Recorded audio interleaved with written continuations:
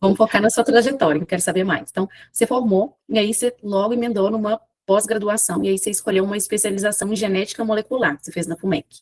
Então, em tantas opções, o que te fez focar na genética molecular? Olha, eu realmente me apaixonei pela biologia molecular de uma forma que eu sabia que era o que eu queria para mim. É um universo muito maravilhoso. E assim que eu ingressei assim que eu formei, que eu fui para o Grupo Pardini, eu trabalhei na genética molecular de lá, na genética humana. E eu tive contato não só com as doenças infecciosas, que era o que eu mais fazia lá, mas com uma gama diversa de exames genéticos que eu não tinha nem conhecimento sobre onco, paternidade, muita coisa que eu achava que era assim muito fora da realidade, porque na faculdade a gente não tinha quase nada. E quando eu vi isso ao vivo mesmo, vi que acontecia no Brasil de uma forma de alta qualidade, eu me apaixonei e sabia que eu queria aquilo. Então, por isso que eu busquei. Até antes dessa pós em genética humana, eu fiz uma em diagnóstico molecular de doenças infecciosas, mas eu nem terminei ela, porque começou essa de genética e era realmente o que eu queria. E por isso que eu quis fazer. E aí eu tive também outra sorte de fazer com um grupo de pessoas que não eram só biomédicos, mas tinha um biomédico, tinha até uma médica geneticista. E essa pós foi muito bacana, porque tinha uma visão multifatorial até, sabe? Tinha a visão do médico, que muitas vezes a gente não consegue entender muito bem a visão deles, e tinha a nossa visão. Então, foi muito maravilhosa essa pós, e assim, era o que eu queria. A genética é uma área que sempre cresceu meus olhos, e hoje eu sou muito feliz de trabalhar com isso também. Então, por isso que eu decidi fazer essa pós. Legal. E aí você teve passagens por grandes laboratórios, né? Grupo Pardini, Vasquez Diagnóstica, atuando ali no diagnóstico molecular e das doenças infecciosas. Então, para quem está começando, quais são as maiores diferenças entre atuar num laboratório grande, de porte nacional, e de um laboratório menor, que o biomédico precisa? O que o biomédico precisa para se destacar? Olha, tem muitas diferenças, mas o que eu vejo como principal é que em uma multinacional você precisa se destacar em algo, né? Você está ali em uma mesa assim com 13 outros analistas, você não pode ser mais um qualquer, porque a rotatividade é muito grande, né? Então, assim, você precisa de ter um algo a mais. E no laboratório pequeno, acaba que ficam muitas outras responsabilidades que nesse grande são mais dispersas. Então, acho que para quem está começando, o que você tem que focar muito é ter com você pontos que a gente não pode esquecer, tipo, garantir segurança, garantir qualidade, principalmente qualidade. A gente fala de controle de qualidade, muita gente revira o olho e acha muito chato quando a gente faz, mas assim, eu inclusive sempre ficava, nossa, mas todas as matérias da minha faculdade, todas as matérias da minha pós tem pelo menos uma aula de gestão de qualidade? Tem, e é necessário, é importante, é essencial. Então eu acho que assim, esse olhar da qualidade e principalmente você investir seu tempo em se especializar, não só com uma pós ou não só como especialização, mas você sentar e estudar o que você está fazendo, você saber o que você está liberando, saber o que está acontecendo, mesmo que seja em um sistema totalmente automatizado. Acho que esse é o grande diferencial de um biomédico, seja para uma empresa muito grande ou uma empresa pequena. Então, assim, não sei se eu respondi muito bem a pergunta, mas Sim. acho que esses dois pontos são muito importantes. Garantir a qualidade do laboratório é essencial, e você ter a segurança sobre o que você está liberando, sobre o que você está analisando ali. Certo. E hoje você é analista de histocompatibilidade, tá? Da Fundação Hemominas, e é uma área que é técnica, mas é uma transição em relação ao que você fazia antes, né? O que te motivou essa mudança de foco? Foi uma oportunidade? Olha, Antes, foi uma oportunidade ímpar, e realmente foi assim, mais uma vez falo sorte, mas assim, essa foi uma sorte um pouquinho menos sorte, um pouco mais buscada, porque sempre foi o meu sonho trabalhar aqui na fundação, desde que eu fiz o estágio. Eu tenho muito orgulho e eu acho que é um serviço muito essencial para a sociedade. Então eu sempre tive o sonho de trabalhar aqui. E eu sempre tentava vaga, e eu não tinha mestrado, e tinha pouco tempo de experiência, então ficava lá embaixo na classificação, nunca era chamada nem para entrevista. Mas eu sempre tentava, não desistia, não desistia, não desistia. E abriu essa vaga e eu não tinha nenhuma experiência com histocompatibilidade, mas eu tinha experiência em biologia molecular. Então, assim, eu estudei muito, muito, muito, muito, muito, muito, muito, e fui para a entrevista deixando bem claro, não menti em nada, deixando bem claro que eu não tinha essa experiência, mas que eu tinha estudado muito, eu fiz cursos extras. Antes de entrar, eu fiz um curso de formação em histocompatibilidade. Então, assim, eu fui com a cara e com a coragem, muito estudo, e aí consegui entrar e foi por isso. Não foi uma coisa que eu tinha em mente, que eu queria este laboratório, esse setor em específico, mas foi uma grata surpresa, porque quando eu comecei a estudar, eu me apaixonei loucamente pela histocompatibilidade, pelo setor de transplantes, e assim, choro vendo série de transplante, Grey's Anatomy hoje em dia eu não consigo nem ver mais, e eu amo.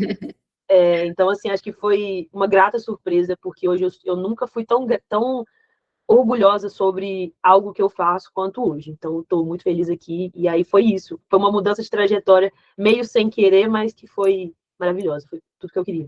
Então, foi uma oportunidade de um processo simplificado, Isso. e que não é nada simples, na verdade, né? Nada simples. Tem 3 ou 4 etapas sempre, e agora teve concurso, né? Então, nem sabemos quanto vai ter outro. Mas assim, são classificações e classificações, depois entrevista, são várias etapas, realmente não é simplificado, não. E agora eu queria saber o que você faz de fato. O que faz uma pessoa que atua na histocompatibilidade? Conta para nós.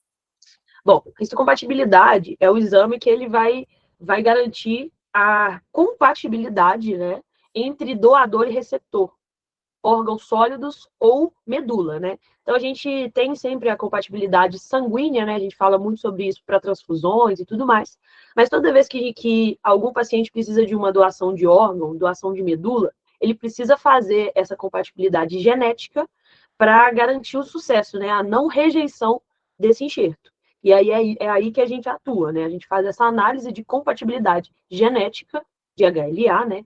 Uma molécula que está lá nas nossas células apresentadoras de antígeno, para garantir uma compatibilidade, pelo menos parcial, e esse processo ser o mais seguro possível para quem vai receber esse órgão.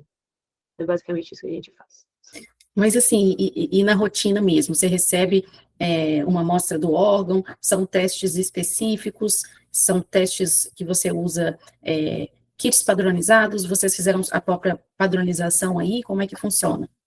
Não, na verdade, a gente recebe até amostras de sangue, né, suave, alguma coisa do tipo, para fazer extração, tudo do DNA, e a gente vai fazer exames de alta ou média resolução, né, sequenciamento de nova geração, depende muito do tipo de exame, se é uma doação na família, se é uma doação de órgãos de doador falecido, por exemplo, sabe?